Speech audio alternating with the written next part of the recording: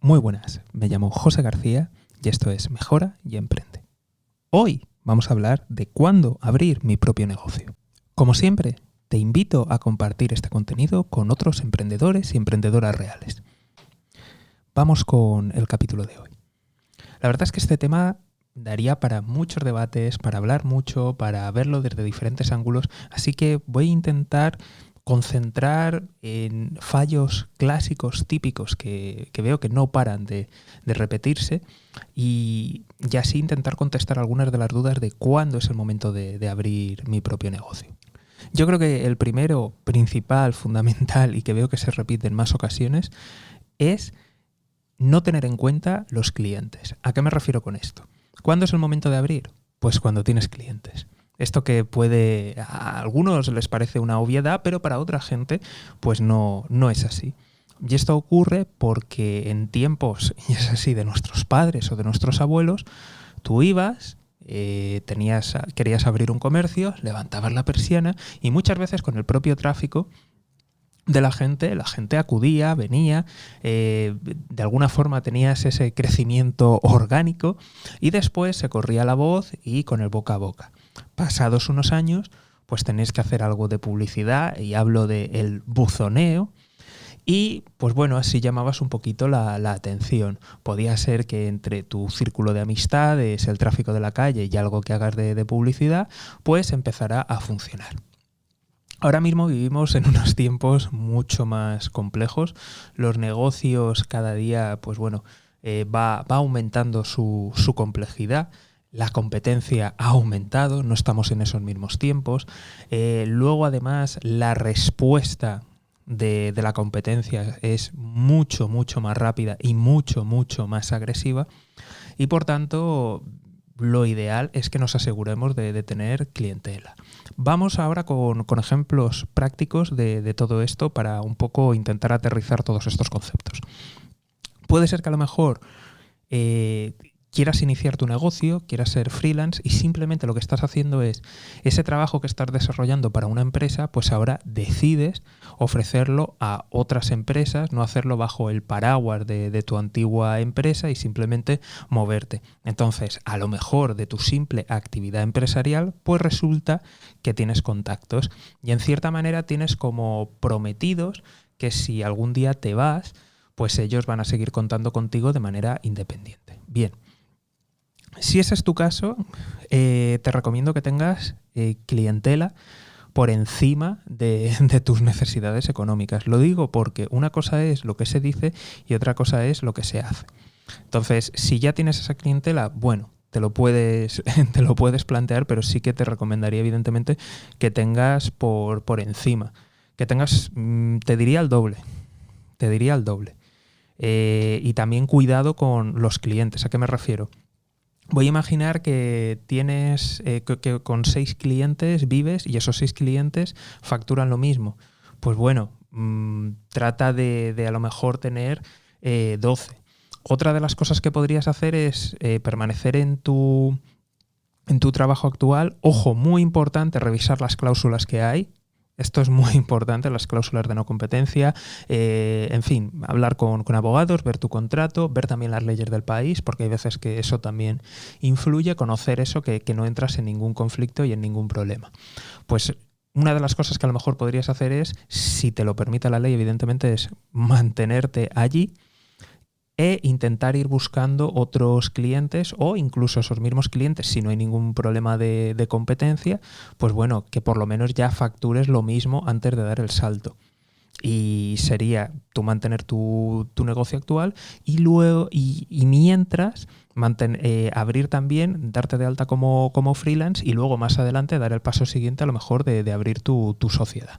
Vamos ahora con lo que podría ser a lo mejor un nuevo producto o servicio, o a lo mejor no es nuevo, pero evidentemente la empresa sí que lo va a ser. Entonces, ¿qué estrategia podríamos hacer? Pues bien, lo primero de todo es que necesitaríamos leads. Necesitaríamos tener bastantes leads de gente que está interesada. ¿A qué me refiero con un lead? Sería con un contacto, bien sea, lo suyo sería tener los dos, tanto el teléfono como el correo electrónico para poder ponernos en contacto. Una lista de gente que realmente esté interesada. De nuevo aquí, tienes que tener en cuenta que una cosa es el dicho y otra cosa es el hecho. Entonces, dependiendo del negocio, dependiendo del sector, esa conversión pues va a ser mayor o menor. Y luego también depende del producto o servicio que estés vendiendo. Puede variar mucho. Entonces, no te puedo dar cifras, pero sí que ten en cuenta que de la lista que tienes de posibles contactos, pues no todos te van a comprar. Y eso lo tienes que tener muy en cuenta. Es más, podría ser que de esa lista se cayera mucha gente. Eso lo tienes que conocer. Si pudieras conocer los datos de otras empresas, pues te podría resultar útil, pero ten en cuenta que la tuya es nueva y por tanto tus ratios van a ser mucho más bajos. Entonces, dependiendo de cómo lo hagas, tienes que tener en cuenta eso, tienes que tener en cuenta que de tu lista de leads se va a caer mucha gente, que a lo mejor solamente se va a convertir realmente un porcentaje pequeño. Deberías también de tener en cuenta, haber calculado, tú igual ya lo tienes, ¿de acuerdo? Igual ya tienes esa lista, por el motivo que sé, pero si la has tenido que crear desde cero, seguramente sabrás cuánto te ha costado cada lead. Pues eso es muy importante tenerlo en cuenta, porque aunque tú creas que tienes los leads suficientes para lanzar tu negocio, muy probablemente vas a tener que propulsarlo con más publicidad.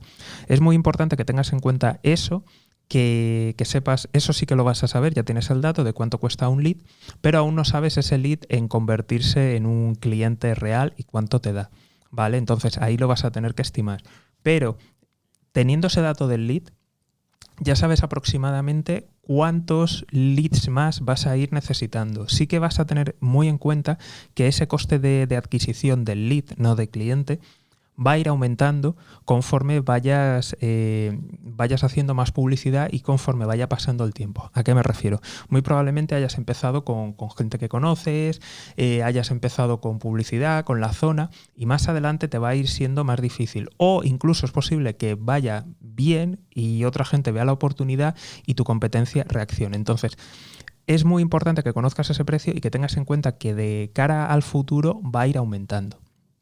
Como siempre, aquí es muy incierto estos porcentajes, vas a tener que jugar, pero lo que sí que desde luego te puede ayudar mucho es empezar a tener datos de la conversión, empezar a tener datos de la adquisición de los leads y hacer diferentes proyecciones.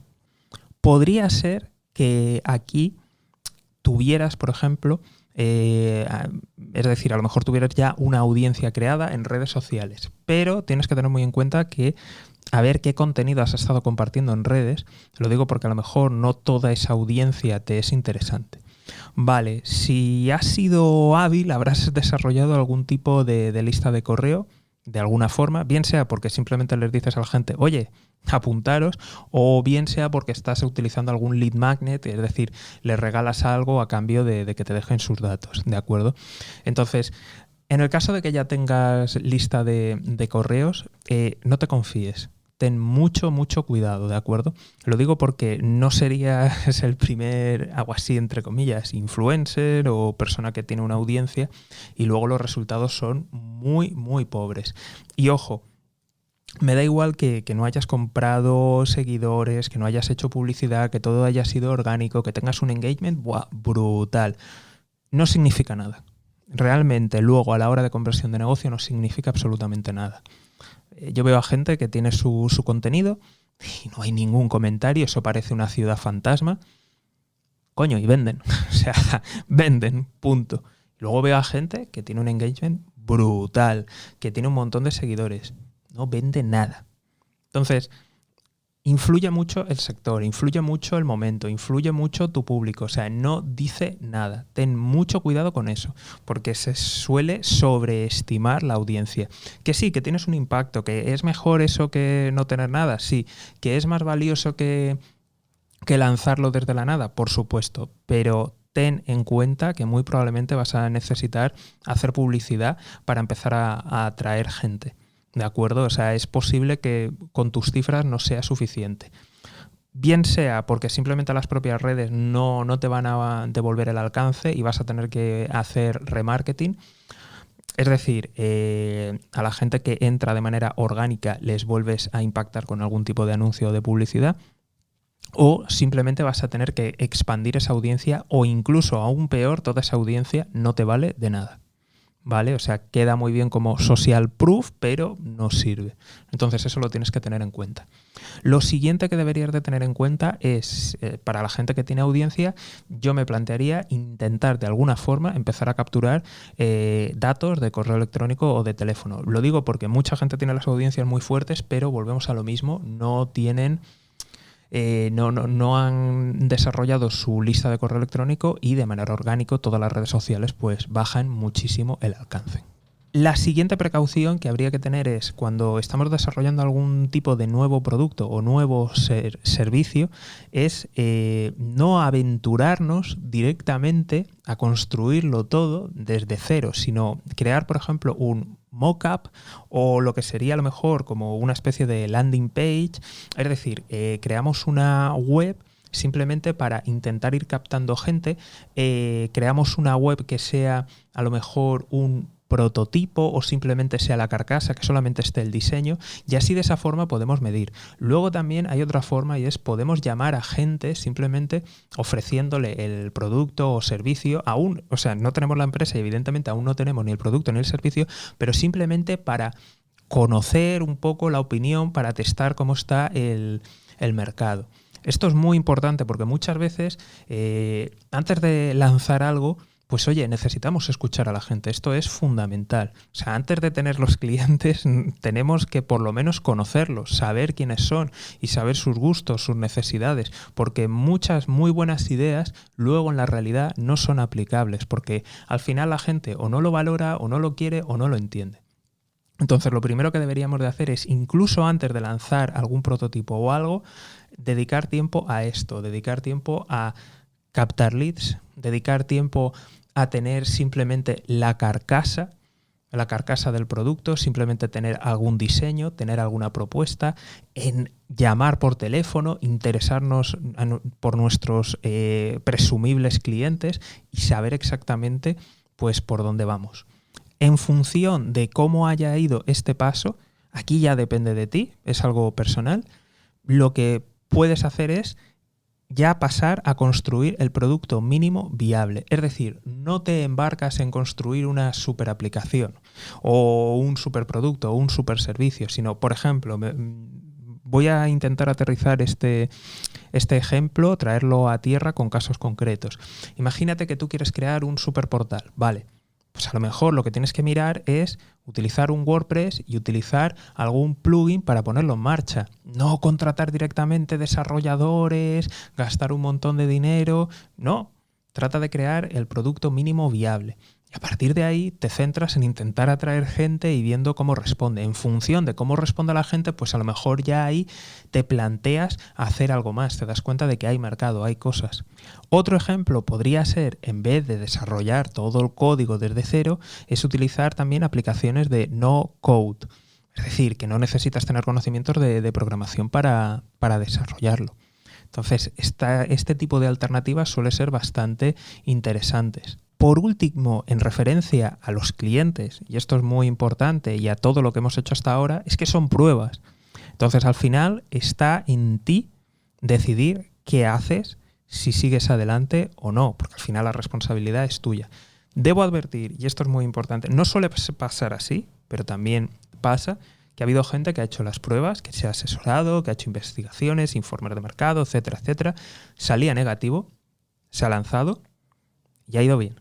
Entonces, no suele pasar. Yo realmente prefiero hacer las cosas con pruebas. Las propias pruebas te pueden indicar, o sea, aunque al final vayas a tomar la decisión, creo que es muy importante hacer esas pruebas previas, ir paso a paso, no desembolsar tanto dinero de golpe, y eso te puede dar información. Pero, de nuevo, son pruebas.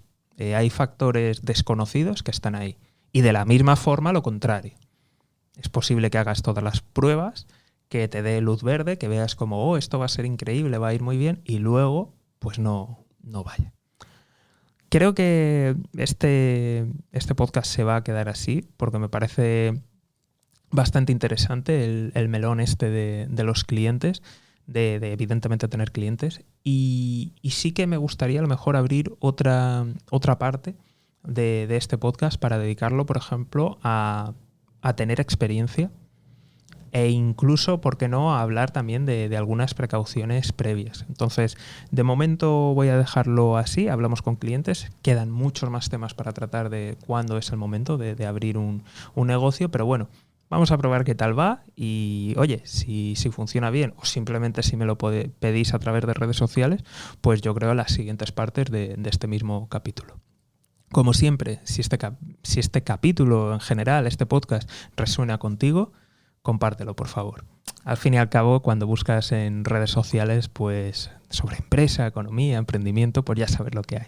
Así que para un podcast que habla del emprendimiento en serio y del emprendimiento real, compártelo con gente que merezca la pena. Nos vemos aquí en Mejora y Emprende. Un saludo y hasta pronto.